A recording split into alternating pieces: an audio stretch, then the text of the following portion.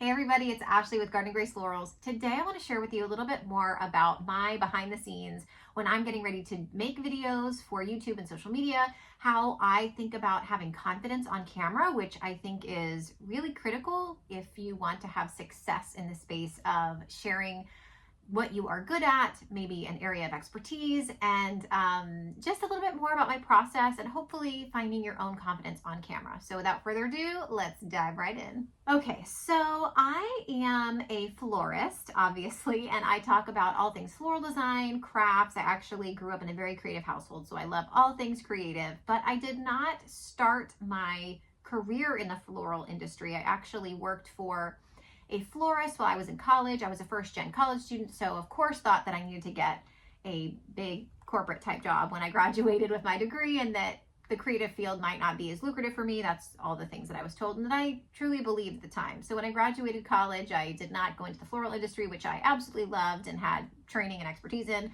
I went into corporate fundraising ultimately for nonprofits and large scale institutions of higher education, and I really loved it. I did that for about 15 years actually, and that was really a career that I grew and that I loved, but I also always wanted to go back to floral design. I'm so glad that as I grew that other side of my life and business, I was able to still work on floral design and grow this business to where I can now be full-time doing this, what I love, and I'm so grateful for that opportunity. But I really love sharing videos and information with you all because I don't want others to necessarily go through 15 years or more of having a job maybe that you don't actually love or that you don't feel is your calling. Hopefully watching some of my videos will kind of shorten that time frame of like making the jump, the leap, because I learned a lot through that process of just creating a profitable business, doing what I love, and finding confidence in that space. So today I'm going to talk about three kind of pillars for having confidence on camera. Whether you are a creative like me, or maybe you have another type of business expertise, there is a lot that I think can go into finding your own sense of self on camera. And so, like I said, today I'm going to share those three things. There's one big overarching one that'll be at the end, but that I want to share especially with you because I'm hoping that it will be motivating and will also give you a sense of yourself and what you want to relate to people when making content for viewers to watch you on for video. So the first thing that I want to share is basically that it's important that you try as much as you can to fake it till you make it. This is something that I learned in the fundraising world and corporate fundraising. Especially being a first gen student and meeting with millionaires and billionaires for fundraising purposes, I really had to learn quickly that while I didn't come from maybe the billionaire world, I did have to understand how to speak that language, how to communicate effectively and confidently.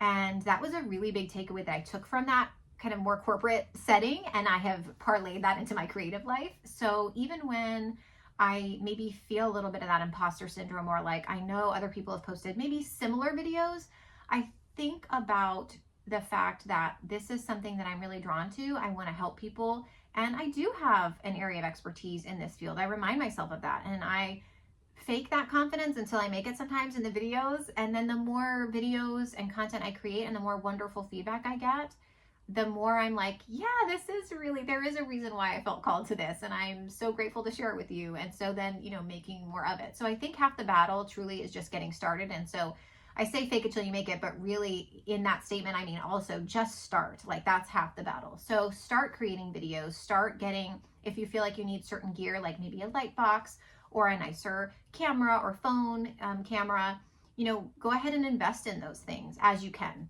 Financially, obviously, if it makes sense. I will try to post another video soon about the types of equipment that I use. I do not spend a lot of money on my equipment, but good microphone, good lighting, decent camera are always really good things. And I do use my phone camera mostly. So again, you can get creative with this stuff. So fake it till you make it sometimes with the confidence thing, just get started.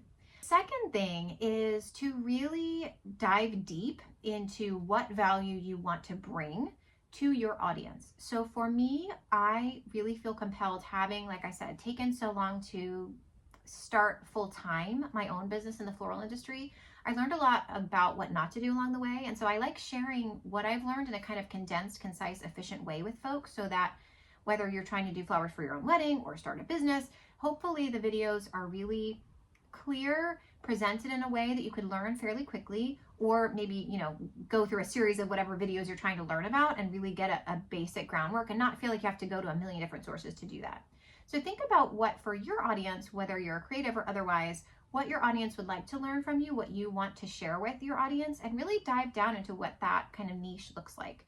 What are you wanting to share? How would be the most creative way to share that? So do you have like a cute little intro every time, or a little phrase you say every time that not only kind of sets you up for presenting the video, but also makes you feel more confident? It reminds you of why you're doing it, or it makes you laugh, or it's a nice kind of way to start the video. Often I'll start with, hey, flower friends, or hi, it's Ashley with Garden Grace. I have like some little intro thing that I like to do. Sometimes I get cutesy with it, and I try to like have a little prop or something. So all of those things make me feel good and more confident in presenting what I'm presenting. So I think it's really good to think about the audience. And in so doing, what would they like to see? What value can you bring to them?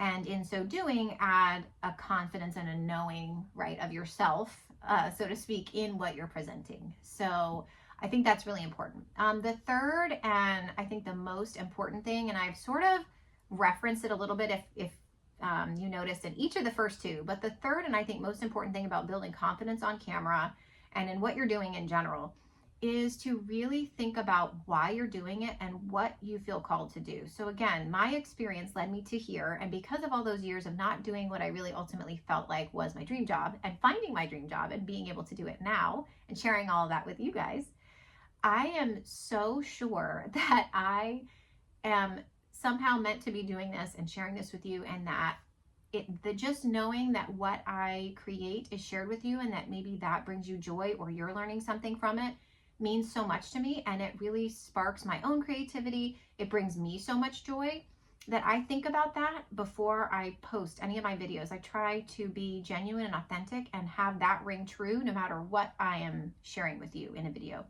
And ultimately, I think sometimes when you hear about, having confidence on camera, a lot of the feedback is, maybe go to a certain coaching course, or take XYZ training or public speaking course. And don't get me wrong, those are really good things. And I do think you have to have a good cadence, not too fast or too slow when you're presenting, and all those kind of things for public speaking in general. But ultimately, I have seen a lot of really cool, creative, very unique people who are in some cases neurodivergent or have speech impediments, and like none of those things. I think ultimately, if you are trying to share something that means a lot to you and that you want to share with others, none of those things really ultimately matter as much as knowing why you're doing it and keeping that in mind as you're presenting whatever it is you want to share with your audience. That inherently brings a level of confidence, of understanding, of knowing, and also of almost like a collaboration between the viewer and yourself. So I think that is really one of the biggest, most important things you can do when trying to relay confidence, no matter what you're doing. Share with your audience, whether it is one or a million, why you're doing what you're doing, why you love what you're doing. Even if you're not saying it in every video, it shines through if you are on the back end doing that work to really understand about yourself, what brings you joy, what do you want to share, and then having that shine through in your videos. So this is maybe a little bit of an alternative take on confidence in making video content for YouTube or social media. But I really felt compelled to make this video. I hope that it helps others feel confident just to be yourself. I mean, that's ultimately what I'm saying here. These 3 steps are all leading me to be yourself. Don't be afraid to just get started. Think about the audience and what they might want to hear that you can provide in your niche of knowledge. And then also know that if you enjoy doing this, are meant to be here, and you're meant to share that message. And how beautiful for everybody that gets to hear it. If you don't know my story about how I got a relatively large following on YouTube, it actually started with a pretty innocuous underwater floral short of some underwater floral designs that I'd done. Now, granted, I had been doing underwater floral design for years, but it was a bit of a random post that was a somewhat naked model underwater in a beautiful large-scale floral set, which of course, draws attention. But I had posted a lot about similar sets before and had not really gotten traction, and then got millions of views on this one short clip. So my point there being, I had about 25 followers for like 2 years on YouTube, and things just as I was doing what I loved, whether 2 people saw it or not, made me feel good, and I felt compelled, like this was what I'm supposed to be doing. I share it in my real day job with Floral Friends, and it seems like it's helpful information, and I just kept sharing and posting. And when you do that consistently and you love what you do and it means something to you, you're already a success.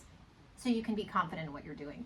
I hope that this message, finds you today. If it's what you needed to hear, I'm so glad. And I can't wait for you guys to follow along more of our floral journey. We'll be having a lot more of these type of just educational videos, as well as our usual tutorials on all things seasonal, sustainable, budget friendly, and the like. So glad you're here. Drop a comment if this was helpful, or if you'd like to see more, please feel free to let me know what. And I can't wait to see you on the next video. Bye guys.